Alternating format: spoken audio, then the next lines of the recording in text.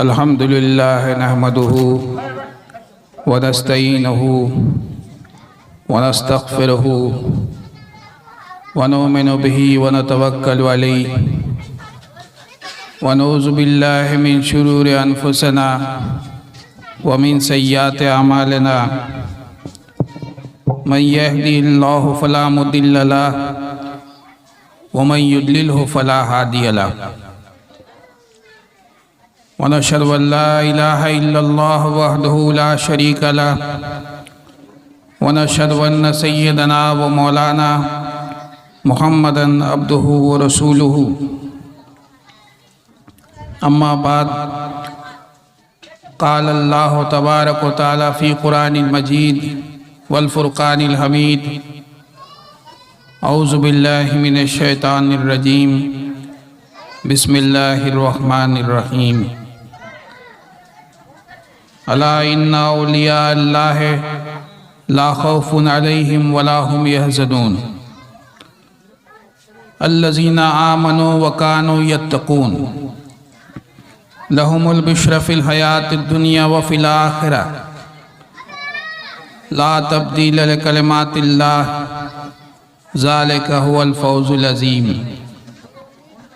सदक़ल्लाहुल मौलानाल अज़ीम व सदक़ा रसूलुहुन नबीयुल करीम व नहनु अला ज़ालिका मिनश शाहिदीन व शाकिरीन वल्हम्दुलिल्लाहि रब्बिल आलमीन इन्नल्लाह व मलाइकतहु युसल्लूना अलन नबी या अय्युहल्लज़ीना आमनू सल्लु अलैहि व सल्लिमू तस्लीमा अल्लाहुम्मा सल्लि अला सय्यिदिना व मौलाना व नबियना व शफ़ीअना मुहम्मदिन मादनल जूद वल करम व अला आलिहि व अस्हाबिहि व बारिक व सल्लिम व अला सय्यिदिनल गौसुल आज़म व अला वलदिहि सय्यिदिनल मुर्शिदिनल मुकर्रम। आज के मेदिनीपुर शहरेर এই পানপাড়াতে पीराने पीर दस्तगीर सुल्तानुल औलिया पेश पे अस्पिया महबूब किबरिया महबूब सुभानी गौस समदानी हज़रत सैयदना गौसुल आज़म अला जद्दी नबीना अलैहिस्सलामेर बाৎসরিক याजदोम शरीफ अर्थात 11वीं शरीफेर पवित्र महफिलेर आयोजन करा हয়েছে। আজকে আমি খুবই আনন্দ বোধ করছি এবং নিজেকে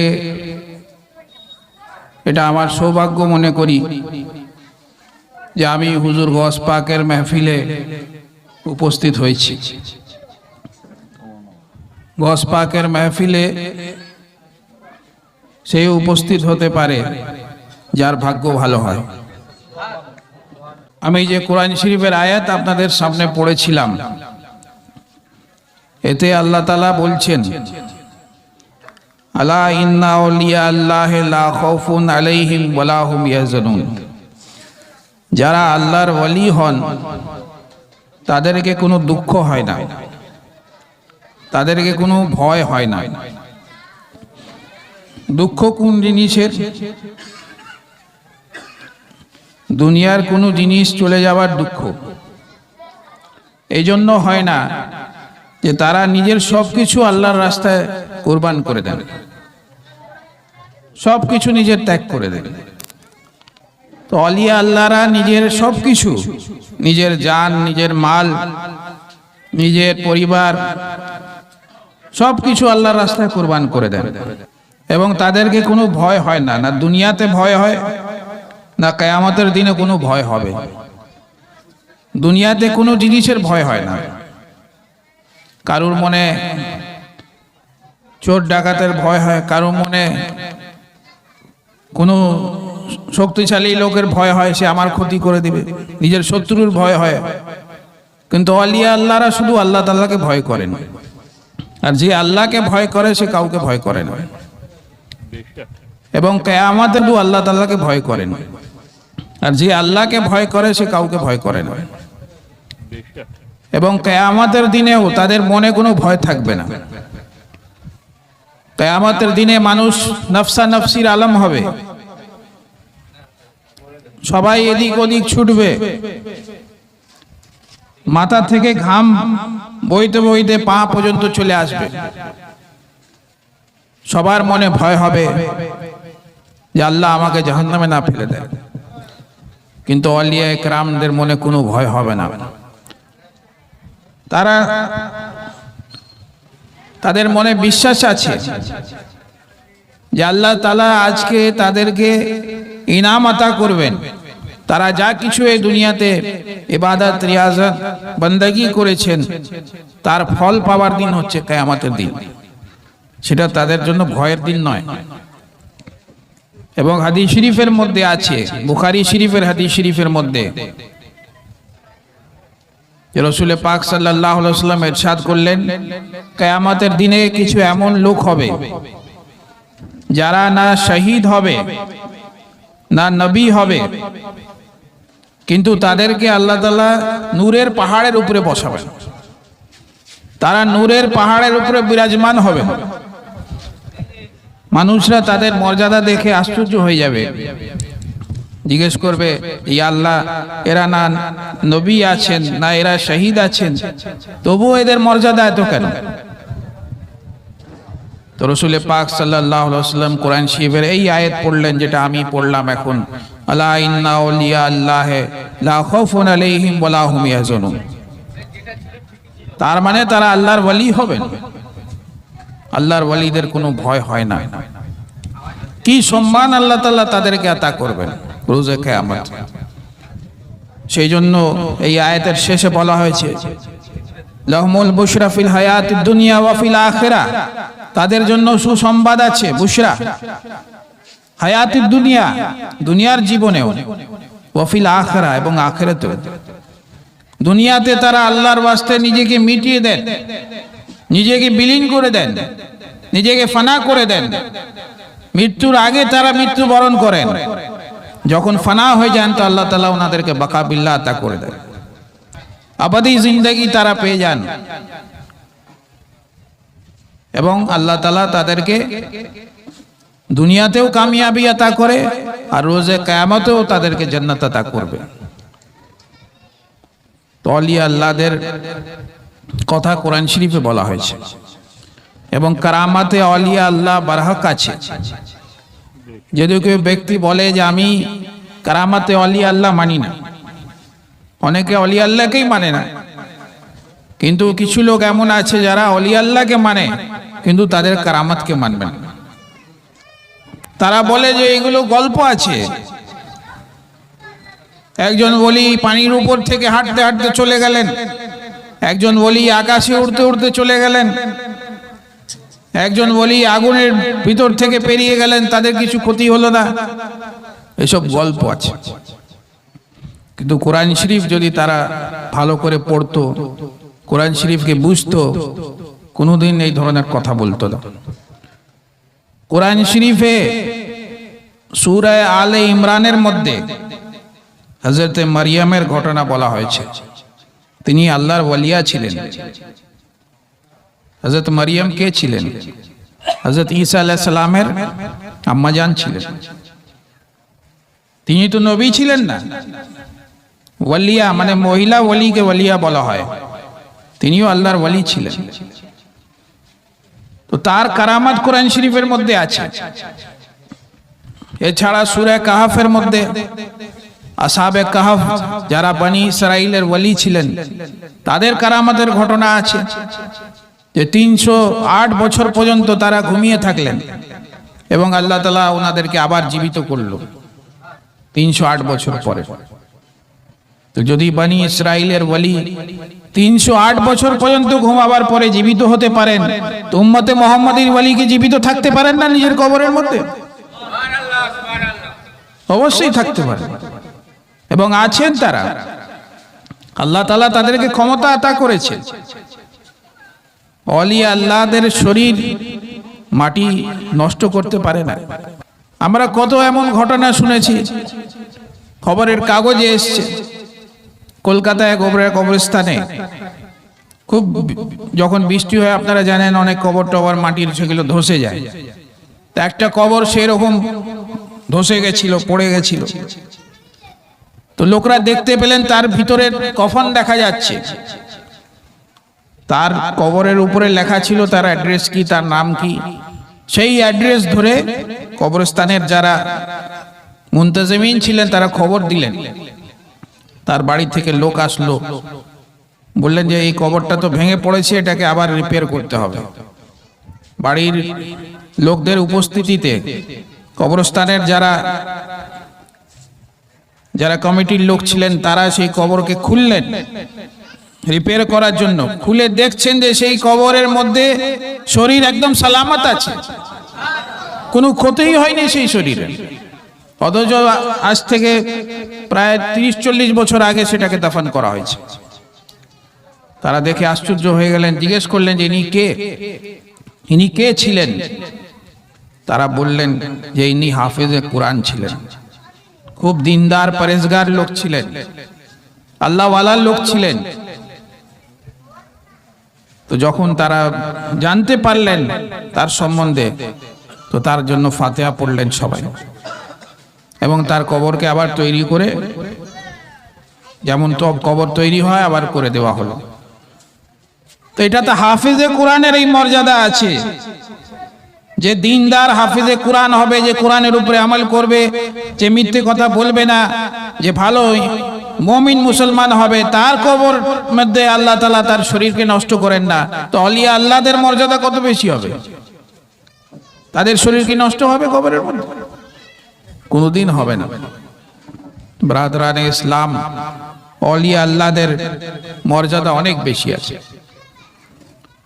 সূরা নামলের মধ্যে, কোরআন শরীফের আরেক সূরা, তাতে হযরত সুলেমান আলাইহিস সালামের যিনি খলিফা ছিলেন, হযরত আসিফ বিন বারখিয়া ওনার নাম ছিল, তার ঘটনা লেখা আছে। হযরত সুলেমান আলাইহিস সালামের হুকুমত যে ছিল, উনি তো রাজা ছিলেন, এবং বাইতুল মুকাদ্দাস যা আপনি দেখছেন এগুলো ওনার জামানায় সব ছিল, তৈরি হয়েছিল, যে নিয়ে এখন লড়াই চলছে।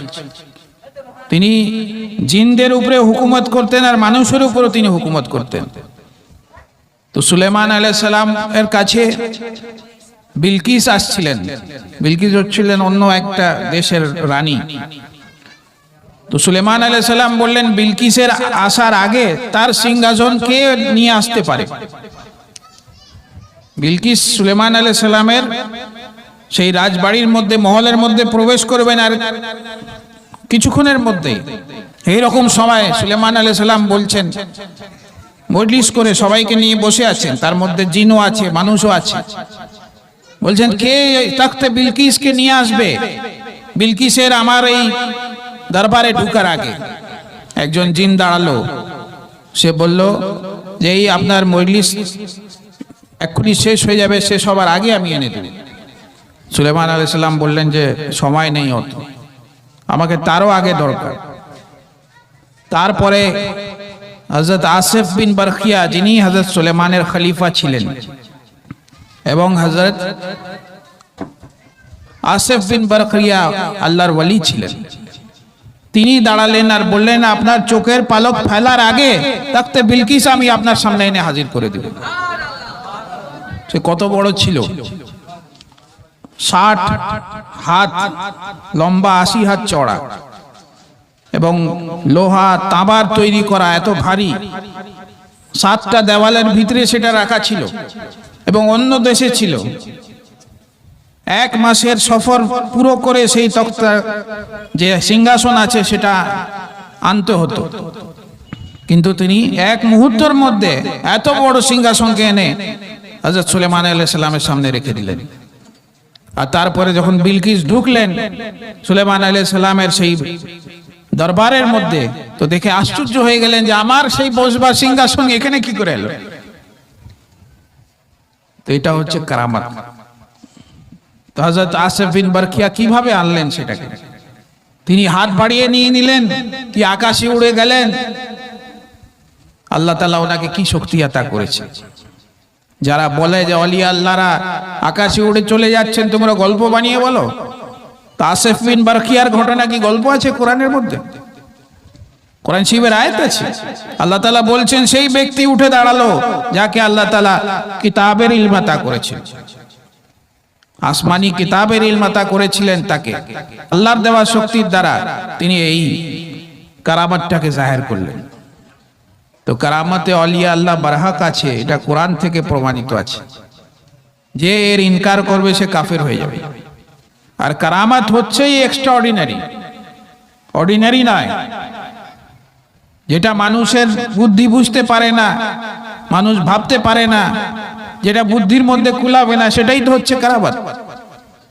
যদি সাধারণ কোনো কাজ হয়, এখান থেকে আপনি পানির একটা বোতল নিয়ে ওখানে রেখে দিলেন, তার কারামাত কি হলো? এটা তো যে কোনো লোক করে দিবে, এটা কাফের মুশরিককে বললে করে দিবে। যেটা অস্বাভাবিক আছে সেটাই তো হচ্ছে কারামাত।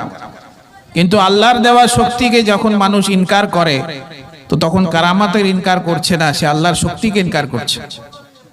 এটা অনেক বড় গুনাহ। তো আল্লাহ তাআলা এইরকমই কারামাত, এর থেকে বেশি কারামাত পীরানে পীর দস্তগীর সুলতানুল আউলিয়া হযরত গৌসুল আজমকে আতা করেছে। ওনার জন্ম হলো 470 হিজরিতে, 1058 খ্রিস্টাব্দে। যখন পুরো দুনিয়াতে চারদিকে বেঈমানি ছড়িয়ে গেছিল, কোরআন থেকে মানুষের ঈমান উঠে যাচ্ছিল, হাদিস থেকে ঈমান উঠে যাচ্ছিল, মানুষ ফিতনা ফাসাদের মধ্যে লিপ্ত হয়ে গেছিল, চারদিকে খুনাখুনি মারামারি হচ্ছিল, মানুষ ঈমান হারিয়ে ফেলছিল। এইরকম সময় আল্লাহ তাআলা সুলতানুল আউলিয়া পীরানে পীর দস্তগীর হযরত গৌসুল আজমকে পাঠালেন। হুজুর গৌস পাক সমস্ত ওয়ালির সরদার। ওনার জন্মের উলাদত শরীফের ঠিক আগে ওনার আব্বাজান স্বপ্নতে দেখছেন যে রাসূল পাক সাল্লাল্লাহু আলাইহি ওয়াসাল্লাম তাশরীফ এনেছেন, মাওলা আলী কারামাল্লাহু ওয়াজহুল কারীম তাশরীফ এনেছেন, আর সবাই তাকে সুসংবাদ শোনাচ্ছেন যে তোমার যে ছেলে হবে সে সমস্ত ওয়ালির সরদার হবে। হুজুর গৌস পাকের যে পিঠ মোবারক ছিল তাতে রাসূল পাকের পা মোবারকের ছাপ ছিল, কদমে রাসূল ছিল ওনার পিঠের উপরে, নিশানি ছিল সেটা। এবং যেদিন গৌস পাকের জন্ম হলো, জিলান শহরে 1100 ছেলে পয়দা হলো, কোনো মেয়ে পয়দা হয়নি, সব ছেলে পয়দা হয়েছে। তো গৌস পাকের কত বড় কারামাত আছে। এবং গৌস পাকের জন্ম যে হলো প্রথম রমজানুল মুবারক, তিনি দিনের বেলা দুধ খেতেন না, মাগরিবের সময় হলে আজান হলে তিনি দুধ খেতেন। রাসূল পাকের সুন্নাতের উপরে আমল করেছেন হুজুর গৌস পাক। মাদার জাত ওয়ালি, মায়ের পেট থেকে, মায়ের গর্ভ থেকে তিনি ওয়ালি হয়ে এসেছেন। পীরানে পীর দস্তগীর হযরত গৌসুল আজম উনি যখন একটু বড় হলেন, তো ওনার আম্মাজান ওনাকে দ্বীনি শিক্ষা দিতে লাগলেন। আগে তো নিজেই পড়াতেন, তারপরে একটা হাফিজে কোরআনকে ডাকলেন, হুজুর গৌস পাককে কোরআন শরীফ পড়াবেন। সেই মৌলানা সাহেব এসে বললেন যে পড়ুন আপনি। কোরআন শরীফ সামনে রেখে বলছেন শুরু করুন, বিসমিল্লাহ। বিসমিল্লাহ করলেন, হুজুর গৌস পাক বিসমিল্লাহ থেকে নিয়ে 18 পারা কোরআন শরীফ পুরো পড়ে শুনিয়ে দিলেন। এত সুন্দর ভাবে তিনি পড়লেন যে আশপাশের লোকরা সব দাঁড়িয়ে গেল শোনার জন্য, যে একটা ছোট ছেলে এত সুন্দর কণ্ঠতে, এত মধুর গলাতে কোরআন শরীফ পড়ছে। তারা সবাই এসে দাঁড়িয়ে গেল শোনার জন্য। হাফিজ সাহেব জিজ্ঞেস করলেন যে আপনি কি কখনো কোরআন শরীফ পড়েছেন? আপনি কার কাছ থেকে শিখেছেন? আপনি তো কোরআন জানেন। হুজুর গৌস পাক বললেন যে আমি যখন নিজের মায়ের পেটে ছিলাম, তা আমার আম্মাজান রাত রাত জেগে কোরআন শরীফের তেলাওয়াত করতেন। তা আমি নিজের আম্মাজান থেকে পেটের মধ্যে কোরআন শরীফ হিফজ করে নিয়েছি। তিনি কোরআন শরীফ পড়তেন আর আমি শুনে শুনে হিফজ করে নিলাম, আর 18 পারার আমি হাফিজে কোরআন হয়ে গেলাম। সুবহানাল্লাহ, সুবহানাল্লাহ। ইয়া রাসূলুল্লাহ, ইয়া আলী,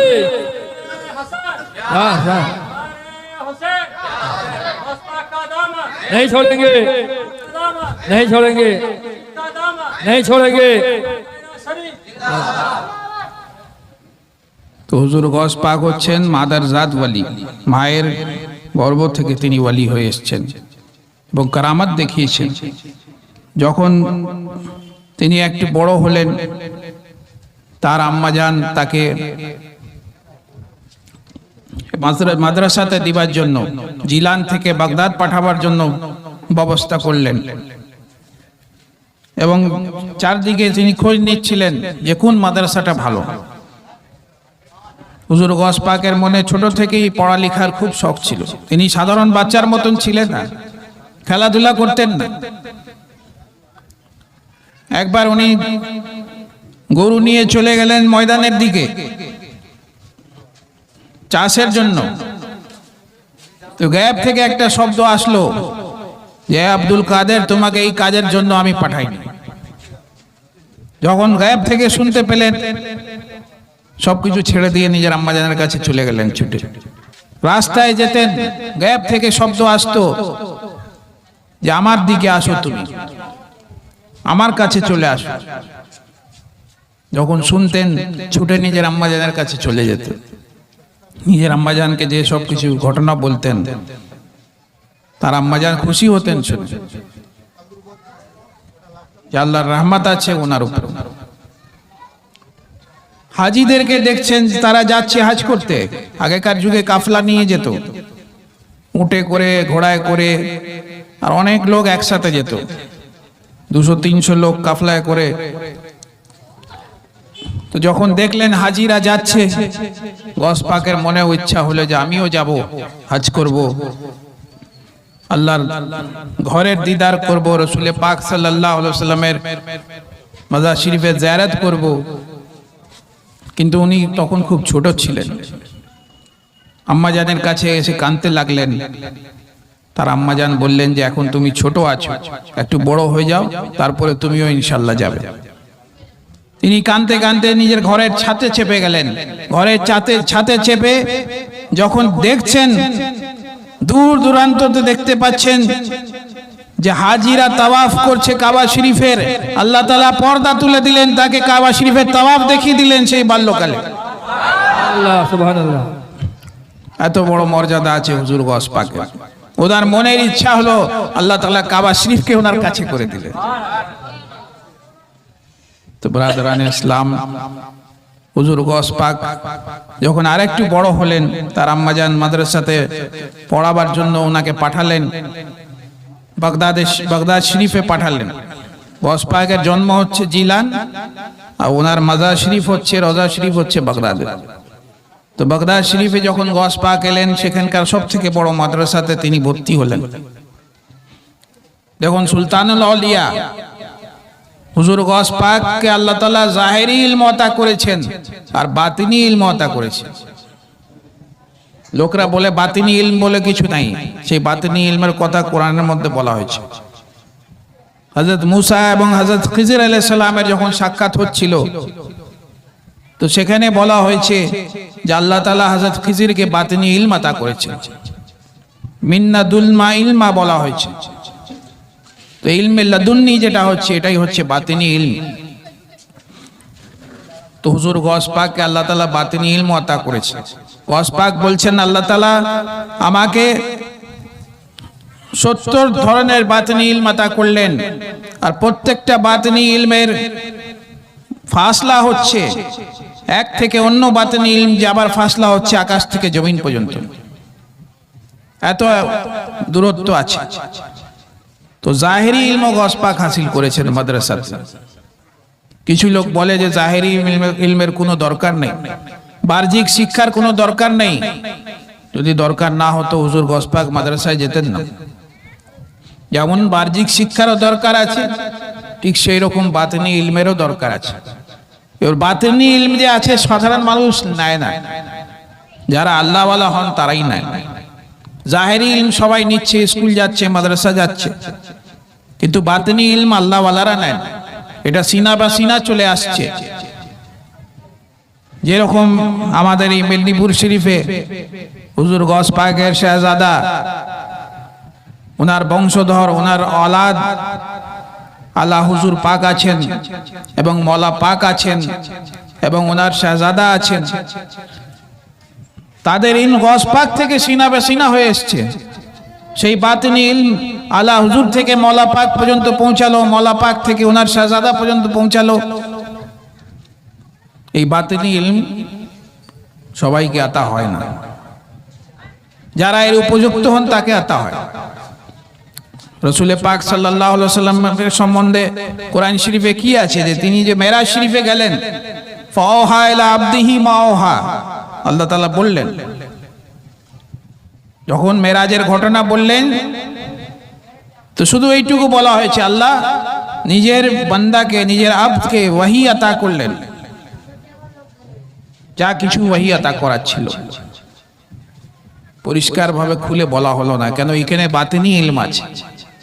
সব কিছু সাধারণ মানুষের জন্য নয়, কিছু খাস ইলম আছে, কিছু সাধারণ ইলম আছে যেটা সবার জন্য আছে। তো হুজুর গৌস পাক জাহেরি ইলম অর্জন করলেন মাদ্রাসাতে গিয়ে, আর বাতিনি ইলম অর্জন করলেন।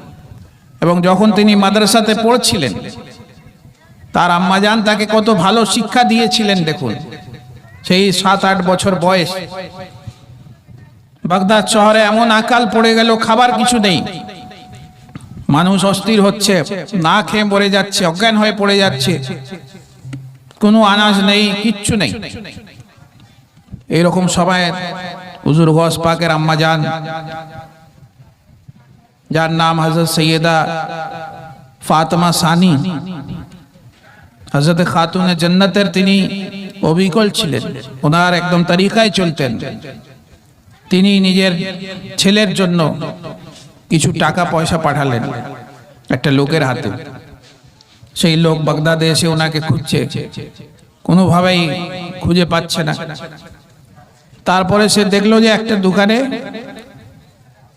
কিছু রুটি আর কিছু মাংস বিক্রি হচ্ছে, তরকারি, কিন্তু অনেক দাম। খিদে পেয়েছিল, সেও খায়নি, মুসাফির আছে, সফর করে এসছে এত দূর থেকে। সে ওই টাকাকে নিয়ে ভাঙিয়ে ফেললো, বলে এখন এই টাকাটাকে ভাগাই, পরে দেখব। ওই টাকা দিয়ে রুটি আর মাংস কিনলো। যে মসজিদে হুজুর গৌস পাক ইবাদত রিয়াজত করছিলেন, পাশে মাদ্রাসায় পড়ছিলেন, সেই মসজিদেই ঢুকলো। আল্লাহর কি ইচ্ছা দেখুন, সেই মসজিদে ঢুকে রুটি তরকারি খেতে লাগলো। দেখলে যে হুজুর গৌস পাক এক কোণে বসে ইবাদত করছেন, ওনাকে ইসলামিক নিয়ম অনুযায়ী ডাকলো যে আপনি আসুন, আমার সাথে এসে খান। গৌস পাক মানা করলেন, বললেন যে না, আপনি বিসমিল্লাহ করুন, শুকরিয়া। আবার দ্বিতীয়বার বললেন, গৌস পাক মানা করে দিলেন। আবার তৃতীয়বার বললেন, গৌস পাক মানা করে দিলেন। চতুর্থবার বললেন, আল্লাহর কসম বলছি, আপনাকে আল্লাহর ওয়াস্তা দিচ্ছি, আপনি আসুন, আমার সাথে খান। গৌস পাক এসে বসে খেতে লাগলেন। যখন খেতে লাগলেন, কিছুক্ষণের মধ্যে তার সঙ্গে কথাবার্তা আরম্ভ হলো। গৌস পাক জিজ্ঞেস করলেন, আপনি কে আছেন, আপনি কোথা থেকে এসেছেন? তিনি বললেন যে আমাকে জিলান থেকে একজন খাতুন পাঠিয়েছেন, তার ছেলে এখানে পড়াশোনা করছে, তার নাম অমুক আছে। গৌস পাকের নাম নিয়ে বললেন, আমি তাকে টাকা পয়সা দিবার জন্য খুঁজছি, কিন্তু আমি ওনাকে পাচ্ছি না। তো হুজুর গৌস পাক বললেন, আমি সেই ব্যক্তি আছি যাকে আপনি খুঁজছেন। হুজুর গৌস পাককে ওনার কথা শুনে ওনার পায়ে পড়ে গেলেন আর বললেন যে হুজুর, এই সব কিছু তো আপনারই আছে, এই রুটি আপনার টাকার, এই তরকারি আপনার টাকার, আমি না বলে এইটাকে ভাঙিয়ে ফেলেছি, আপনি আমাকে ক্ষমা করে দিন, সবকিছু আপনার, আপনি নিয়ে নিন। হুজুর গৌস পাক তাকে মাফ করে দিলেন। রুটি তরকারি টাকা সবকিছু নিলেন। নিয়ে মসজিদের বাইরে যখন সিঁড়িতে নামলেন, দেখছেন যে মানুষ না খেয়ে অজ্ঞান হয়ে পড়ে আছে, কারোর জান বেরিয়ে যাচ্ছে, ছোট ছোট বাচ্চা না খেয়ে অস্থির হচ্ছে। হুজুর গৌস পাক তাদেরকে সব খানা, রুটি তরকারি সব বিলি করে দিলেন। আর যত টাকা ছিল গরিব গোরবাদের মধ্যে বিতরণ করে দিলেন। খালি হাত জঙ্গলের দিকে চলে গেলেন, বললেন আমি খেয়ে নিজের পেট ভরবো আর আমার শহরের মানুষরা না খেয়ে মারা যাবে, সুবহানাল্লাহ, এটা কোনোদিন হতে পারে না। দেখুন হুজুর গস পাকের মনে কত দয়া, কত দয়াবান ছিলেন। তিনি হবেন না কেন? রহমতুল্লিল আলামিন হযরত মুহাম্মদ সাল্লাল্লাহু আলাইহি ওয়াসাল্লামের বংশধর তিনি, হাসানি হুসাইনি সৈয়দ। मौलाना जामी बोलेছেন उन शाह सरफराज के गौसु सकलैनस्त दरअसल सियादत चे सही उन नसबैनस्त असुए पिदर ताब हसन सिलसिले उस अज जानिब मादर दुरे दरियाए हुसैनस्त। কে আছেন হুজুর গস পাক? উনি নিজের মায়ের দিক থেকে হাসানি সৈয়দ, আসুয়ে পিদার তাব হাসান সিলসিলে উস, নিজের পিদার মানে আব্বাজানের দিক থেকে হাসানি সৈয়দ আর নিজের আম্মাজানের দিক থেকে হুসাইনি সৈয়দ আছে। আসুয়ে পিদার তাব হাসান সিলসিলে উস আজ জানিবে মাদার দুরে দরিয়ায়ে হুসাইন আস্ত। মাদার মানে মায়ের দিক থেকে উনি হুসাইনি সৈয়দ আছে। তো ব্রাদারান ইসলাম, তিনি হাসানি হুসাইনি সৈয়দ হুজুর গস পাক। উনার মধ্যে ইমাম হাসানেরও রক্ত, ইমাম হুসেনেরও রক্ত। সেই জন্য তিনি এত দয়াবান ছিলেন, নিজের পারওয়া করলেন না, সবকিছু নিজের দান করে দিলেন। পিরানে পীর দস্তগীর হযরত গৌসুল আজম যখন তিনি ইলম হাসিল করলেন, ইলমে হাদিস, ইলমে ফিকা, ইলমে নাহব, ইলমে সরফ, যত ধরনের ইলম ছিল, ইলমে তাফসীর, সবকিছু ইলম তিনি নিজের মাদ্রাসাতে শিখলেন। ইলমে বাতেনি ওনাকে রাসূল পাক সাল্লাল্লাহু আলাইহি ওয়াসাল্লাম ডাইরেক্ট আতা করেছিলেন, মওলা মুশকিল কুশা ওনাকে আতা করেছিলেন। তো যখন তিনি ইলমে জাহির আর বাতেনের তিনি সমুদ্র হয়ে গেলেন এবং তিনি এক আলেম হয়ে তিনি কামেল হলেন এই রাস্তায়, তখন একটা মাদ্রাসা কায়েম করলেন। দেখুন, আগে নিজে মাদ্রাসাতে পড়লেন, তারপরে মাদ্রাসা কায়েম করলেন, যেন যত ছেলেরা আছে তারাও যেন আলেম হয়, তারাও যেন আসল দ্বীনকে বুঝে। তো মাদ্রাসা যখন কায়েম করলেন, সেখানে বড় বড় আলেমরা আসতে লাগলেন। শুধু ছোট বাচ্চা নয়, বড় বড় আলেম, বড় বড় মুহাদ্দিস, বড় বড় মুফাসসিরে কুরআন, বড় বড় মৌলানারা এসে গস পাকের মজলিসে তারা ইলমে দ্বীন শিখতে লাগলেন।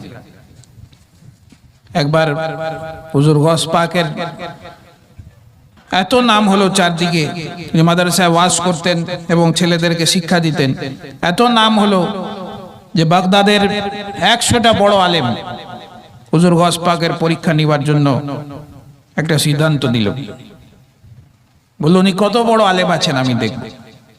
সবাই মিলে কড়া কড়া প্রশ্ন, যার উত্তর দেওয়া মুশকিল আছে, সব লিখে নিয়ে হুজুর গস পাকের সেই মাদ্রাসায় পৌঁছাল। যখন গস পাক দার্স দিচ্ছেন, বসে শিক্ষা দিচ্ছেন বাচ্চাদেরকে, এরকম সময় তারা এসে পৌঁছালেন, পিছনে বসে গেলেন। গস পাককে আল্লাহ তাআলা জানিয়ে দিলেন, তিনি তো অন্তরের খবর রাখতেন, তিনি বুঝতে পেরে গেলেন এরা আমার পরীক্ষা নিতে এসেছে। একবার নিজের চোখ তুললেন, তাদের দিকে তাকালেন, আবার নিজের মাথা নত করলেন। তাদের যত ইলম ছিল, যত প্রশ্ন ছিল, সবকিছু তাদের মন থেকে বেরিয়ে গেল, সবকিছু ভুলে গেল তারা, তাদের নিজেরও সব ইলম মিটে গেল। তখন হুজুর গস পাক আবার তাদের দিকে তাকালেন আর জিজ্ঞেস করলেন যে তোমরা কি কাজের জন্য এসেছো? তারা নিজের প্রশ্নই ভুলে গেছে। তখন হুজুর গস পাক বললেন, এক একজনকে দাঁড় করালেন আর বললেন, তোমার এই প্রশ্ন ছিল, এর উত্তর এটা হবে, তোমার এই প্রশ্ন ছিল, এর উত্তর এটা হবে, তোমার এই প্রশ্ন ছিল, এর উত্তর এটা হবে। 100 জনের প্রশ্নও বললেন আর উত্তরও দিয়ে দিলেন। লোকরা একদম নিজের গেরেবান ছিঁড়ে দিল, কাপড় ছিঁড়ে ফেললো, দিওয়ানা হয়ে গেল। বলল, আপনার মতন আলেম, আপনার মতন ওলি আমরা দেখলাম না, যে আপনি আমাদের বাতেনের খবর নিয়ে নিলেন আর আপনি এত বড় আলেমে দ্বীন আছেন, আপনি সমস্ত প্রশ্নের উত্তর দিয়ে দিলেন। নারে তাকবীর, নারে রিসালাত, নারে হায়দারি, গস কাতাবার, मौला पाक का दामन। একবার হুজুর গস পাক রাত্রের অন্ধকারে ইবাদত করছেন।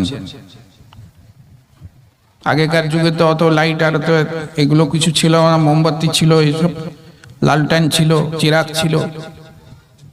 পাহাড়ে জঙ্গলে ইবাদত করতেন, অন্ধকার আছে, কোনো লাইট নেই। এরকম সময় একটা আলো হলো, পুরো এলাকা নূর থেকে ভরে গেল এবং সেই নূর থেকে শব্দ আসছে গস পাকের নাম নিয়ে, যে আব্দুল কাদের, আমি তোমার রব আছি। আজ থেকে তোমার জন্য যত হারাম আছে সব হালাল হয়ে গেল, সব কিছু তোমার জন্য মাফ, তোমার ইবাদতের দরকার নাই, কোনো জিনিসের দরকার নেই। হুজুর গস পাক বুঝতে পারলেন যে এটা শয়তানের হামলা আছে। তিনি সঙ্গে সঙ্গে আউযু বিল্লাহি মিনাশ শাইতানির রাজিম বিসমিল্লাহির রহমানির রহিম পড়লেন। পড়বার সাথে সাথে সেই আলো শেষ হয়ে গেল। হুজুর গস পাক বললেন যে শরীয়ত কোনোদিন কারোর জন্য মাফ নাই, আমার জন্য শরীয়ত মাফ নাই। তো কি করে আমার জন্য সবকিছু হারাম হালাল হয়ে যাবে? তুমি শয়তান আছো, আমাকে গুমরাহ করতে এসেছো। শয়তান এসে হাজির হলো, বলল যে আপনি বেঁচে গেলেন আজকে, আপনার ইলম আজকে আপনাকে বাঁচিয়ে দিল, নাহলে এরকম আমি অনেক ওলিদেরকে গুমরাহ করে দিয়েছি, তাদের ঈমানকে নষ্ট করে দিয়েছি। গস পাক বললেন যে আমার ইলম আমাকে বাঁচায়নি, আমার আল্লাহ আমাকে বাঁচিয়েছে, তুমি আবার আমাকে গুমরাহ করছো। দ্বিতীয়বার যখন গস পাক বললেন, সেই শয়তান যে ছিল সে হাত জুড়ে বলল, আপনার থেকে আর পারা যাবে না, আপনার মতন ওলি আমি দেখিনি, আমি যাচ্ছি এখান থেকে, সেখান থেকে পালিয়ে গেল। সুবহানাল্লাহ সুবহানাল্লাহ। তো গস পাককে শয়তানও ধোঁকা দিতে পারেন। গস পাক হচ্ছেন গসুল ইনস ওয়াল জিন, মানুষের জন্য গস আছেন আর জিনদের জন্য গস আছে। জিনের বাদশাহ হুজুর গস পাকের মুরিদ। জিনদের মধ্যেও মুসলমান আছে, জিনদের মধ্যে কাফের আছে, মুশরিক আছে, জিনদের মধ্যেও মুসলমান আছে, অমুসলমান আছে, যেমন আমাদের মধ্যে আছে। তারাও আল্লাহর মখলুক আছে, তারাও আল্লাহর ইবাদত করে। তো গস পাক শুধু মানুষদের জন্য গস নাই, জিনদের জন্য গস আছে। তা একবার আবু সাঈদ বলে গস পাকের একজন মুরিদ ছিলেন, তার মেয়ে দেখতে খুব সুন্দর ছিল। সে নিজের ঘরের ছাদে সন্ধ্যাবেলা নিজের চুল ঝাড়ছিল। এরকম সময় একটা বদ জিন সে তাকে দেখে তার প্রেমে পড়ে গেল এবং ঘরের ছাদ থেকেই তাকে নিয়ে গায়েব। তার আব্বা তাকে খুঁজছে পুরো ঘরে, কোথায় গেল আমার মেয়ে? ছাদে যে দেখছে নেই, নিচে এসে দেখছে নেই, পাড়ায় জিজ্ঞেস করছে নেই, সে গেল কোথায়? সবাই খুঁজে খুঁজে অস্থির, পুরো বাড়িতে কান্নাকাটি শুরু হয়ে গেল। তারপরে সবাই হুজুর গস পাকের খিদমতে গেলেন। গস পাকের খিদমতে যে আরজ করলেন, ইয়া গৌসুল আজম, আমি আপনার মুরিদ আছি, আর আমার মেয়ে হঠাৎ নিজের মাথা ঝাড়ছিল, চুল ঝাড়ছিল, ছাদ থেকে সে গায়েব হয়ে গেছে, তাকে খুঁজেই পাওয়া যাচ্ছে না। পুরো শহরে কোনো জায়গাতেই তার খোঁজ নেই, নিখোঁজ আছে। হুজুর গস পাক বুঝতে পেরে গেলেন। তিনি বললেন যে আজকে রাত্রে জঙ্গলে অমুক জায়গায় তুমি চলে যাও এবং আমি যে ওয়াজিফা বলছি সেই ওয়াজিফা পড়ে হিসার করবে, একটা গোল সার্কেল বানাবে, সেই সার্কেলের ভিতরে বসে যাবে, বসে তুমি অপেক্ষা করবে আর ভয় করবে না। সেখানে জিন্নাতদের সৈন্য আসবে, জিন্নাতদের লস্কর আসবে, তাদের ভিতরে একটা রাজা হবে। যখন রাজা তোমার কাছ থেকে পেরোবে তখন তুমি তাকে দাঁড় করিয়ে দিয়ে আমার নাম নিয়ে বলবে যে আমাকে গস পাক পাঠিয়েছেন, আর তোমার মেয়ের কথা বলবে। যখন এই কথা বললেন গস পাক, সে হুজুর গস পাকের উপরে বিশ্বাস রাখত। গভীর রাত্রে জঙ্গলে চলে গেছে, সেখানে যে কিছু ওয়াজিফা পড়ে সেই দায়রা তৈরি করলো, সার্কেল তৈরি করে বসে আছে। অনেক রাত পরে দেখছে যে একের পর এক জিন্নাত আসছে, জিন্নাতদের সৈন্য আসছে। তারপরে একটা সিংহাসনে বসে একটা বড় জিন সে আসছে। যখন তাকে কাছে আসতে দেখলো, সে নিজের সার্কেল থেকে বেরোলো, বেরিয়ে তাকে দাঁড় করালো। তার যে সৈন্যরা ছিল তারা রাগে চোখ বের করে দেখছে যে কে আছে, কোথায় থেকে চলে এসছে। সে কাঁপছে, কিন্তু বিশ্বাস আছে যে আমার কোনো ক্ষতি হবে না। তাকে বলল যে আমি গস পাকের কাছ থেকে এসেছি, উনি আমাকে পাঠিয়েছে। গস পাকের কথা শোনার সঙ্গে সঙ্গে জিনের সর্দার নেমে পড়লো নিচে, নেমে পড়ে বলছে আপনি গস পাকের কাছ থেকে আসছেন, ওনার কি হুকুম আছে বলুন। সে বলল যে হুজুর, গস পাক আমাকে আপনার কাছে পাঠিয়েছেন। আমার মেয়ে সন্ধ্যাবেলা চুল ঝাড়ছিল, এরকম সময় সে গায়েব হয়ে গেছিল, বোধহয় তাকে কোনো জিন নিয়ে গেছে, আপনি একটু খোঁজ লাগান। সে সঙ্গে সঙ্গে নিজের যারা কমান্ডার ছিল তাদেরকে বলল, অন্য জিনদেরকে, দেখো সে কোথায় গেছে। কিছুক্ষণের মধ্যেই, জিনদের মধ্যে অনেক শক্তি হয়, এক মুহূর্তের মধ্যে এক দেশ থেকে অন্য দেশ পৌঁছে যাবে। কিছুক্ষণের মধ্যেই সেই জিন এবং তার মেয়েকে ধরে ওর সামনে হাজির করে দিল। বলল যে চায়নার বর্ডারে চলে গেছিল এই মেয়েটাকে নিয়ে। কোথায় বাগদাদ, কোথায় চায়না, কত দূর, কতগুলো দেশ পেরিয়ে সেখানে জিন্নাত নিয়ে চলে গেছে ওর মেয়েটাকে। সঙ্গে সঙ্গে আনা হলো, বলল যে এটাই তোমার মেয়ে আছে? সে বলল হ্যাঁ আমার মেয়ে আছে। একে নিয়ে আপনি চলে যান। আর হুকুম দিল নিজের সৈন্যকে গলা উড়িয়ে দাও, তাকে সেখানে গলা উড়িয়ে শেষ করে দেওয়া। তো হুজুর গস পাক হচ্ছেন গসউল ইনস ওয়াল জিন। বড় বড় জিন গস পাকের নাম থেকে ভয় করে। আমার প্রিয় মুর্শিদ আমার আব্বাজান, ওনার একজন মুরিদ হঠাৎ করে রাত্রে 11টা-12টার সময় ফোন করে বলছে যে হুজুর, আমার বাড়িতে বড় বড় ঢিল ছুটছে, রাত্রের বেলা আমি কাউকে দেখতে পাচ্ছি না, এত বড় বড় ঢিল যে মানুষ ইনজুর্ড হয়ে যাবে, ঘরের টিন ভেঙে যাবে, ঘরের সবকিছু ভেঙে ফেলবে। তো হুজুর আমার আব্বাজান বললেন যে এত রাত্রে আমি এখান থেকে তোমার কি করব, তদবির করা তো সম্ভব নেই। তুমি বাড়ির 4টা কোণেতে ঘুরে ঘুরে বলো যে আমি গস পাকের সিলসিলার মুরিদ আছি, তোমরা যে কেউ আছো এখান থেকে চলে যাও, নাহলে তোমার হাসর খুব খারাপ হবে। সে সঙ্গে সঙ্গে সেই রাত্রেই বাড়ির 4 কোণেতে গিয়ে এই একই কথা বললো যে আমি গস পাকের সিলসিলার মুরিদ আছি, তোমরা যে কেউ আছো এখান থেকে চলে যাও, নাহলে তোমাদের হাসর খুব খারাপ হবে। সেই রাত থেকেই ঢিল ছুড়া বন্ধ হয়ে গেল। ইয়া রাসূলুল্লাহ, জিন্দাবাদ। তো ব্রাদারানে ইসলাম, গস পাকের নামই যথেষ্ট আছে জিনকে তাড়াবার জন্য। যদি মানুষের অন্তরে বিশ্বাস থাকে, ভালোবাসা থাকে, আকীদাত থাকে, তো গস পাকের নাম নিয়ে আপনি যে কোনো জিন্নাতের কাছে চলে যান, কিংবা আপনার বাড়িতে যদি কোনো জিন থাকে, কোনো তাবিজের দরকার নাই, গস পাকের নাম নিবেন, জিন সঙ্গে সঙ্গে পালাবে। হুজুর গস পাক হচ্ছেন সমস্ত ওয়ালির সরদার। গস পাক নিজের মাদ্রাসায় ওয়াজ করছেন, এরকম সময় আল্লাহর হুকুম হলো, ইলহাম, ওয়ালি আল্লাহদেরকে ইলহাম হয়। তো তারা গায়েব থেকে জানতে পারেন যে আল্লাহর কি হুকুম হচ্ছে। একটা হচ্ছে ওয়াহি, আর একটা হচ্ছে ইলহাম। ওয়াহি যেটা জিবরিল আলাইহিস সালাম নিয়ে আসেন, যেমন কোরআন শরীফ আছে। আর ইলহাম হয় ডাইরেক্ট অন্তরের মধ্যে, দিলের মধ্যে। তো হুজুর গস পাককে আল্লাহ তাআলা হুকুম দিলেন যে এলান করো যে তুমি সমস্ত ওলির সরদার, তোমার কদম সমস্ত ওলির গাড়ের উপরে আছে। হুজুর গস পাক ওয়াজ করতে করতে একদম আচমকা এলান করলেন যে কদমি হাযিহি আলা রাকাবাত কুল্লি আউলিয়া আল্লাহ, আমার কদম সমস্ত ওলির গাড়ের উপরে আছে। যখন গস পাক এলান করলেন, সেই মজলিসে যত ওলি আল্লাহরা ছিলেন সব নিজের মাথাকে নত করে দিলেন। আর পৃথিবীর যে যে জায়গায় আল্লাহর ওলি ছিলেন সবাই নিজের রুহানি শক্তির দ্বারা শব্দ শুনতে পেলেন, গস পাকের হুকুম শুনতে পেলেন, তারা নিজের মাথা নত করে দিলেন। দুনিয়াতে সেই সময় 313 ওলিয়া একরাম ছিলেন, সবাই নিজের মাথাকে ঝুঁকিয়ে দিলেন। খোরাসানের পাহাড়ে হযরত খাজা গরিব নওয়াজ ইবাদত করছিলেন। তো বাগদাদ শরীফ থেকে খোরাসান ইরানের দিকে কত দূর, তিনি শব্দ শুনতে পেলেন গস পাকের, আর নিজের মাথা নত করে বললেন, ইয়া গসুল আজম, আপনার কদম শুধু আমার ঘাড়ে নাই, আমার চোখে এবং আমার মাথায় আছে।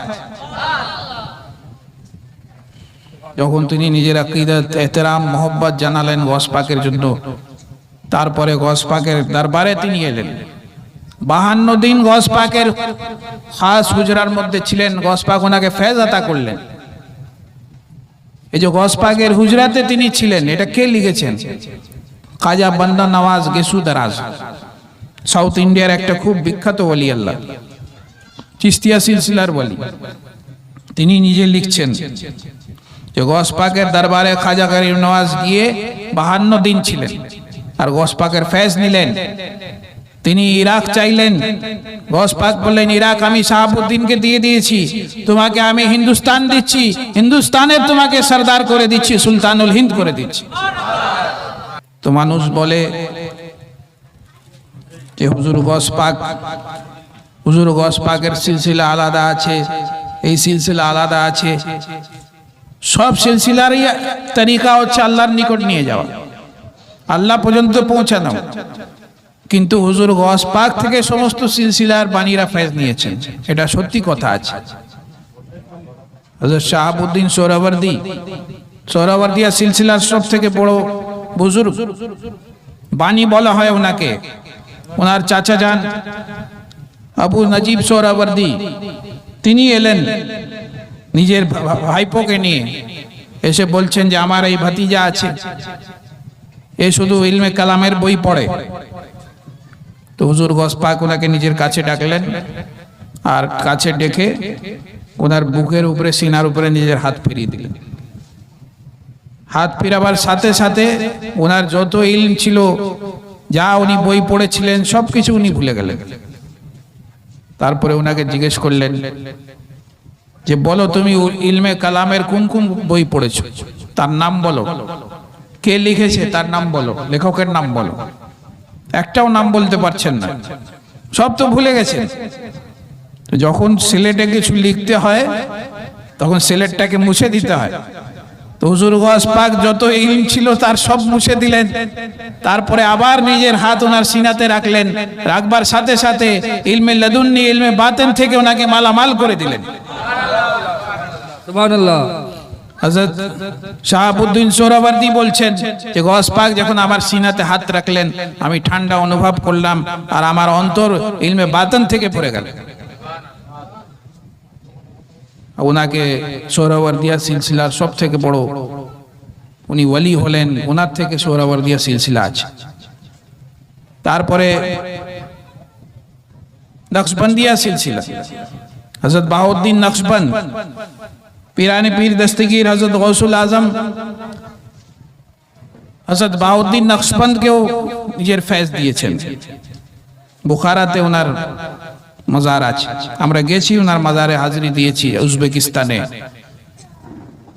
হুজুর গস পাক নিজের মুরিদদের সাথে একদিন দাঁড়িয়েছিলেন একটা ময়দানে, বুখারার দিকে মুখ করে বললেন যে বুখারা থেকে আমাকে খুশবু আসছে, সুগন্ধ আসছে। আর বললেন আজ থেকে 157 বছর পর বুখারাতে একজন আল্লাহর ওলি হবে, তার নাম বাহাউদ্দিন হবে। আমি অ্যাডভান্স তাকে নিজের ফেজ দিয়ে যাচ্ছি। হুজুর গস পাক ওনাকেও ফেজ আতা করলেন। আর বাহাউদ্দিন নকশবন্দ বলছেন যখন আমি আল্লাহর নকশ, যে আল্লাহ লেখা আছে, সেটাকে নিজের অন্তরে নসব করার জন্য, নিজের অন্তরে বসাবার জন্য চেষ্টা করছিলাম, তখন হচ্ছিল না। তখন হুজুর গস পাক স্বপ্নেতে তাশরীফ আনলেন আর এইভাবে হাতটাকে, নিজের হাতকে নিয়ে আমার অন্তরে এমন স্ট্যাম্পের মতন লাগিয়ে দিলেন। আপনি যদি নিজের হাতকে দেখবেন তো এইভাবে যদি আপনি দেখেন তো আলিফ লাম লাম হে, এটা এভাবে যদি ধরা হয় তো আল্লাহর মতন হবে লেখা। তো হুজুর গস পাক এভাবে এসে ওনার বুকের মধ্যে একটা আল্লাহর নকশকে গেড়ে দিলেন, স্ট্যাম্প লাগিয়ে দিলেন। লাগাবার সাথে সাথে ওনার মনের মধ্যে আল্লাহর নকশ গেড়ে গেল। এই জন্য নকশবন্দ বলা হয়। হুজুর গস পাক এসে এটা করে দিয়ে গেলেন, ওনাকে ফেজ আতা করলেন। তো সমস্ত সিলসিলা, এই 3টা সিলসিলা 4টা সিলসিলা থেকেই সব সিলসিলা বেরিয়েছে। ফিরদৌসিয়া বলুন, ফিরদৌসিয়া সিলসিলা সোহরাওয়ার্দিয়া সিলসিলা থেকে বেরিয়েছে। নিজামিয়া সিলসিলা, নিজামুদ্দিন আউলিয়া, এটা চিশতিয়া সিলসিলা থেকে বেরিয়েছে। এরকম যত সিলসিলা আছে, ফখরিয়া, সুলেমানিয়া, নিজামিয়া, চিশতিয়া, আবুল ওলাইয়া, এই যত সিলসিলা আছে সমস্ত সিলসিলা এই কাদরিয়া, চিশতিয়া, নকশবন্দিয়া, সোহরাওয়ার্দিয়া থেকে বেরিয়েছে। তার একটা পার্ট আছে। তো সব গৌস পাকের ফেজ ইয়াফতা আছেন। পীরানে পীর দস্তগীর হযরত গৌসুল আজমের কাছে একজন ব্যক্তি আসলো, এসে অনেক কান্নাকাটি করছে। হুজুর, আমি নিজের আব্বাকে স্বপ্নতে দেখলাম, আমার আব্বা ইন্তেকাল করে গেছে, তাকে স্বপ্নতে দেখলাম যে সে জাহান্নামের আগুনে পুড়ছে, আপনি দোয়া করুন তার জন্য। তো হুজুর গৌস পাক জিজ্ঞেস করলেন, কি সে আমার মাদ্রাসাতে কখনো এসছে, আমাকে কখনো দেখেছে? সে বলল যে না, আমার মনে নেই। গৌস পাক বললেন, আমার মজলিসে বসেছে? ছেলে বলল, আমার মনে নেই। গৌস পাক বললেন, আমার মাদ্রাসার কাছ থেকে কখনো গেছে? ছেলে বলছে, আমার মনে নেই। হুজুর গৌস পাক বললেন যে যদি সে আমার মাদ্রাসার কাছ থেকেও গেছে, আল্লাহ তাআলা তার আযাবকে কমিয়ে দিবেন এবং তাকে আযাব থেকে রেহাই দিয়ে দিবেন। বলে নিজের মাথা নত করলেন, আবার নিজের চোখ খুললেন, বললেন ঠিক আছে, তুমি চলে যাও। বাড়ি গেল, শুলো, স্বপ্নতে দেখলো যে তার বাপ জান্নাতে ঘোরাফেরা করছে। আল্লাহ তাআলা তার আযাবকে তুলে দিলেন হুজুর গৌস পাকের সাদকায়। তো পীরানে পীর দস্তগীর হযরত গৌসুল আজম, ওনার এই মাকাম আছে। যে ব্যক্তি ওনার মজলিসে বসে গেল, ওনাকে দেখে নিল, আল্লাহ তাআলা তাকেও মাফ করে দিলেন, মাগফিরাত করে দিবেন। তা পীরানে পীর দস্তগীর হযরত গৌসুল আজম মাকাম মর্যাদা। আলী ইয়াকুবী বলে একজন ছিলেন গৌস পাকের মুরিদ। হুজুর গৌস পাক তাকে নিজের জুব্বা খুলে দিলেন, জুব্বা মোবারক খুলে পরিয়ে দিলেন। আবু ইয়াকুবী বলছেন, আলী ইয়াকুবী বলছেন, সেই জুব্বা আমি 65 বছর পর্যন্ত পড়তাম, মাঝে মধ্যে পড়তাম, আমার কোনো ব্যারাম হয়নি, কোনো শরীরের কোনো ক্ষতি হয়নি, না আমার জীবনে কোনো কষ্ট দুঃখ হয়েছে, সারা জীবন আমি খুশিতে কাটিয়েছি। সুবহানাল্লাহ, সুবহানাল্লাহ। এবং হুজুর গৌস পাক ওনাকে এমন ইলম আতা করলেন সেই জুব্বার মাধ্যমে যে তিনি আকাশে দেখলেন যে ফেরেশতারা বিভিন্ন ভাষায় আল্লাহর জিকির করছে। দেখে তিনি অবাক রয়ে গেলেন এবং যত ঘটনা ঘটেছে পাস্টে সবকিছু তিনি জানতে পেরে গেলেন এবং মানুষের তকদিরে কি লেখা আছে আলী ইয়াকুবী সেটা পর্যন্ত পড়ে নিলেন। হুজুর গৌস পাক বললেন, যে কি কি জানতে পেরেছো, কি কি ইলম তুমি পেলে? তিনি বললেন যে আমি অনেক কিছু দেখতে পাচ্ছি, আমি আকাশে দেখছি ফেরেশতারা বিভিন্ন ভাষায় আল্লাহর জিকির করছে, আমি মানুষের তকদির পড়ছি, আমি দেখছি যে পাস্টে কি হয়েছে, গততে কি হয়েছে, সবকিছু দেখতে পাচ্ছি। ইয়া গৌস পাক, আমার মনে হচ্ছে যে আমি পাগল হয়ে যাব, আমি নিজের মাথাকে ধরে রাখতে পারবো না, আমার যে মেমোরি আছে সেটা ফেল হয়ে যাবে, আমি এত কিছু দেখে নিজের মাথাকে ঠিক রাখতে পারবো না। হুজুর গৌস পাক নিজের কাছে ডাকলেন, ডেকে ওনার অন্তরে হাত রাখলেন। অন্তরে হাত রাখার সঙ্গে সঙ্গে ওনার যত ভয় ছিল, কষ্ট ছিল, সব দূর হয়ে গেল। তো হচ্ছে হুজুর গৌস পাকের তরিকা। হুজুর গৌস পাকের জুব্বা মুবারকে যখন এত বরকত আছে, আল্লাহ তাআলা হুজুর গৌস পাককে কি মাকামাতা করেছেন, কি মাকামাতা করেছেন গৌস পাককে। হুজুর গৌস পাক বলছেন যে আল্লাহ তাআলার রহস্য আমাকে নিজের আতা করেছেন, এটা যদি আমি পানির উপরে ফেলে দিই, ওয়ালাল কাতসারি ফি বিহারিম লাসারা কুল্লু গারাম ফি জাওয়ালি, কসিদায়ে গৌসিয়াতে বলছেন, যদি যে রহস্য আমার মনের মধ্যে আছে, যা কিছু আমি পেয়েছি ইলম, সেটাকে যদি আমি পানির উপরে ফেলে দিই, সমুদ্র শুকিয়ে যাবে। ওয়ালাল কাতসারি ফাওকা নারিন লাকামাদাত ওয়ানতফাত মিন সিরহালি, যদি আমি আমার অন্তরের রহস্যকে, রাজকে আমি আগুনের উপরে ফেলে দিই, তা আগুন বুঝে যাবে, ঠান্ডা হয়ে যাবে। ওয়ালাল কাতসারি ফি জিবালিন লাদুক্কাত ওয়াখতাফাত বাইনা রুমালি, যদি আমি নিজের রহস্যকে, রাজকে পাহাড়ের উপরে ফেলে দিই, তো পাহাড় পুড়ে সুরমা হয়ে যাবে। হুজুর গৌস পাক বলছেন যে তোমরা নিজের বাড়িতে কি খাও, কি পরো, কি লুকাও, আমি সবকিছু জানি। যদি আমার মুখে শরীয়তের লাগাম না হতো, তা আমি সবকিছু তোমাদেরকে বলে দিতাম। নারে তাকবীর, নারে রিসালাত, নারে হায়দার, নারে হাসান, নারে হোসেন, নারে গৌস, গৌস পাক का दामन। तो गौस पाक যা আল্লাহ ওনাকে মর্যাদা আতা করেছেন ইলমে জাহির ইলমে বাতেন থেকে, আর কারামাত এত দেখিয়েছেন যে এত কারামাত কোনো ওলি দেখায়নি। ইবনে তাইমিয়া মতন লোক বলছে, ইবনে তাইমিয়া হচ্ছে আহলে হাদিস ওয়াহাবিদের সরদার, সে বলছে যে গস পাক যত কারামাত দেখিয়েছেন কোনো ওলি সেরকম কারামাত দেখায়নি, এত সংখ্যায় কারামাত দেখায়নি। হুজুর গস পাক ইশার ওযু করতেন, ইশার ওযু থেকে ফজরের নামাজ পড়তেন, প্রত্যেক রাত্রে 1000 রাকাত নামাজ, প্রত্যেক রাত্রে একবার কোরআন শরীফ খতম করতেন। এভাবে 40 বছর পর্যন্ত উনি কাটিয়েছেন, আর সারা সারা বছর রোজা রাখছেন, শুধু ঈদের আর কিছুদিন ছেড়ে সারা বছর রোজা রাখছেন, না খেয়ে কাটাচ্ছেন। আপনারা শুনলেন মানুষদেরকে খাইয়ে দিতেন, নিজে খেতেন না, গরিব গুরবা মিসকিনদের সাথে বসে খেতেন। একবার মুস্তানজিদ বিল্লাহ খলিফায়ে বাগদাদ এলো গস পাকের সঙ্গে দেখা করতে, হুজুর গস পাক ওনাকে অনুমতি দিলেন না, বারবার সে রিকোয়েস্ট করলো, লাস্টে গস পাক ইজাজত দিলেন। গস পাকের কাছে এলো, এসে ওনাকে একটা থলে দিচ্ছে, তার মধ্যে সব গোল্ড কয়েন ছিল। হুজুর গস পাক নিচ্ছেন না, বারবার বলছেন এটা দরকার নেই, এটা তুমি নিয়ে যাও। বলছে হুজুর আপনি রাখুন না এটা। যখন খুব বেশি জোর দিল তো গস পাক সেই থলেটাকে নিলেন, নিয়ে হাতের মধ্যে নিচড়াতে লাগলেন। নিচড়াবার সাথে সাথে তার থেকে রক্ত পড়তে লাগলো, রক্ত পড়ে পড়ে পুরো কামরা রক্ততে ভরে গেল। মুস্তানজিদ বিল্লাহ খলিফায়ে বাগদাদ এত জালালি লোক ছিল, সে অজ্ঞান হয়ে পড়ে গেল। হুজুর গস পাক বলছেন যে তুমি মানুষের রক্ত চুষে আমার কাছে নিয়ে আসছো, নিয়ে যাও নিজের টাকা পয়সায়, কিন্তু সঙ্গে সঙ্গে ফিরিয়ে দিলেন। লোকরা ওকে তুললো, সে জ্ঞান ফিরলো, হুজুর গস পাক থেকে মাফ চাইলো যে আপনি আমাকে ক্ষমা করে দিন, আমার থেকে খুব বেদবি হয়ে গেছে। তো তিনি মিসকিনদের সাথে বসে খেতেন, তাদের সাহায্য করতেন। তো হুজুর গস পাকের তরিকা আছে, তো হুজুর গস পাকের তরিকার উপরে চলুন। আওয়ামের যেটা আছে, আওয়ামের বলছেন যেটা শরীয়তের হুকুম আছে, নামাজ রোজা হজ যাকাত এগুলো পালন করা হচ্ছে আওয়ামের। নওয়াহি যেটা মানা আছে সেটা থেকে দূরে থাকো।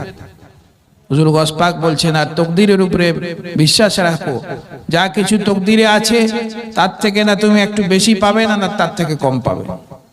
যা তকদিরে তোমার লেখা আছে তুমি পাবে, যদি কিছু না পাও তার জন্য দুঃখিত হবে না। একটা মুমিনের জন্য এই তিনটা জিনিসের উপরে বিশ্বাস রাখা, ঈমান রাখা জরুরি আছে। আওয়ামের যেটা আল্লাহ হুকুম দিয়েছেন, নওয়াহি যেটা আল্লাহ মানা করেছেন, এবং যেটা আল্লাহ তকদিরে লিখে দিয়েছেন সেটার উপরে বিশ্বাস রাখা। একটা মুসলমানকে বিশ্বাস রাখা উচিত। হুজুর গস পাক বলেছেন যে আল্লাহ থেকে ভয় করো এবং তওবা করতে দেরি করবে না, তওবার দুয়ার খোলা আছে, তওবা করতে লজ্জা করবে না।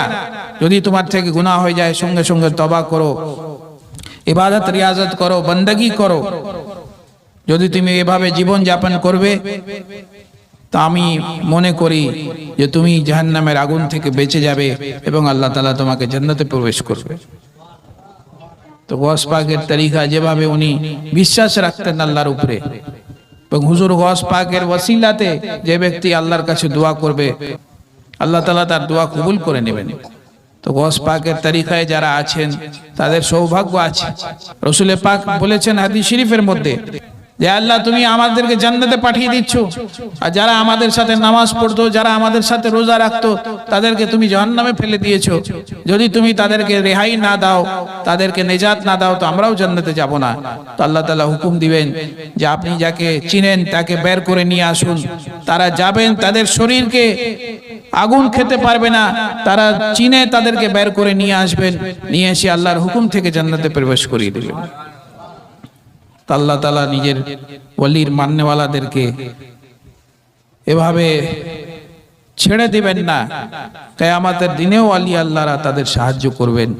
তো গস পাকের তরিকায় যদি আপনি চলেন ইনশাআল্লাহ, তো আপনি সেই আগুন পর্যন্ত পৌঁছাবেন না।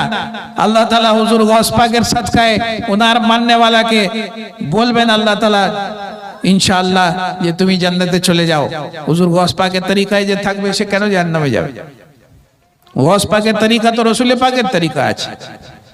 তো এই তরিকার উপরে চলুন, ইনশাআল্লাহ আপনারা কামিয়াবি পাবেন।